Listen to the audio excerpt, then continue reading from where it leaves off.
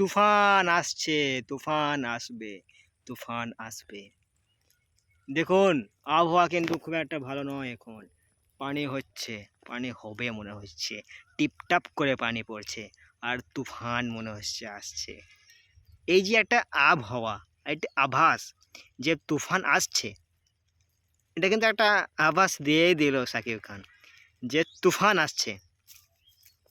শাকিব খানের একটা মুভি তুফান, তার টিজার দেখে নিয়েছি। টিজারটা আউটস্ট্যান্ডিং ছিল। এখানে আমি একটাই কথা বলবো, শাকিব খান হচ্ছে বাংলাদেশের কিং খান।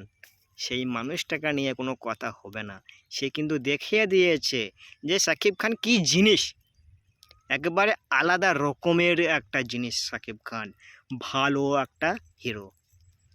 হ্যাঁ, দেব যেমন আমাদের বাংলা ফিল্ম ইন্ডাস্ট্রিজের মধ্যে, টলিউডের মধ্যে ভালো হিরো, জিৎ যেমন ভালো হিরো, তেমনি শাকিব খান সেরা হিরো, সেরা। ওই রকম হিরো বাংলাদেশ আর একটাও নাই।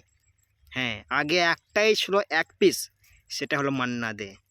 ওনাকে টক্কর নেওয়ার মতো ক্ষমতা কারোর হয়নি, হয়তো আজও হবে না। আজও হয়নি, সেদিনও হয়নি, আজও হবে না। কিন্তু যদি বলি নিউ জেনারেশনের মধ্যে, তাহলে সেটা শাকিব খান। শাকিব খান বা মান্নার মতো কিন্তু ওরকম হিরো নয়, কিন্তু শাকিব খান ভালো হিরো, বাস।